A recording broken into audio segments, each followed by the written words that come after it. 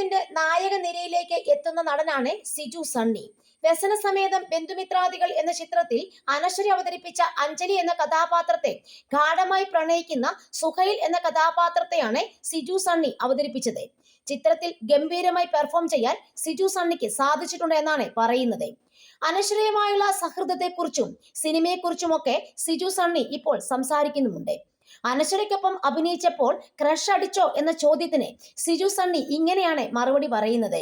ഒരിക്കലും ഒരു ക്രഷും തോന്നിയിരുന്നില്ല എന്ന് മാത്രമാണ് സിജു സണ്ണി പറയുന്നത്. നമുക്ക് അങ്ങനെ തോന്നേണ്ട കാര്യമില്ല. ഗുരുവായൂർ അമ്പലം നടയിൽ തൊട്ട് ഞാൻ അനശ്വരയെ കാണുന്നതാണ്, സംസാരിക്കുന്നതാണ്. കൂടെയുള്ള നമ്മുടെ സുഹൃത്തുക്കൾ സുന്ദരികളാണ് എന്നതുകൊണ്ട് നമുക്ക് എല്ലാവരോടും പ്രണയം തോന്നണമെന്നും ഇല്ലല്ലോ. ഞങ്ങൾ എപ്പോഴും ബെസ്റ്റ് ഫ്രണ്ടായിട്ട് തന്നെ ജീവിക്കുകയാണ്.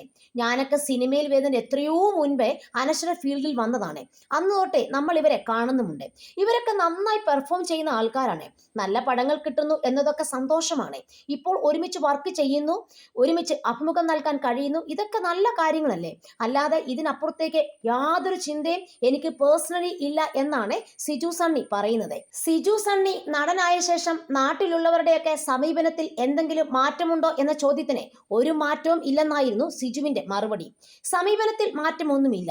സിനിമ എന്ന് പറഞ്ഞാൽ എങ്ങനെയാണ്, ഫുഡൊക്കെ എങ്ങനെയാണ്, എത്രയാണ് ഇവരൊക്കെ ശമ്പളം മേടിക്കുന്നത്, അങ്ങനെയുള്ള ചെറിയ കാര്യങ്ങളൊക്കെയാണ് നാട്ടിലുള്ള ആൾക്കാർക്ക് അറിയേണ്ടത്.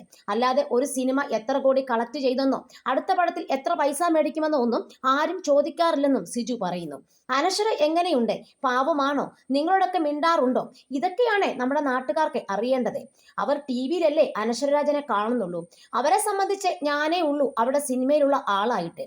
കൊച്ചിയിൽ പോകുമ്പോൾ നീ എവിടെ നിൽക്കും, നീ വാടക കൊടുത്ത് നിൽക്കണ്ടേ, വല്ലതും കിട്ടാറുണ്ടോ, ഇങ്ങനെയുള്ള സംസാരങ്ങളാണ്. അതുപോലെ ലാലേട്ടന്റെ കൂടെ അഭിനയിക്കുമോ, നമുക്ക് നാട്ടിലൊക്കെ ഷൂട്ട് വരുമോ എന്നൊക്കെയുള്ള കുഞ്ഞു കുഞ്ഞു ചോദ്യങ്ങളൊക്കെയാണ് നമ്മുടെ നാട്ടുകാരൊക്കെ ചോദിക്കുന്നത്.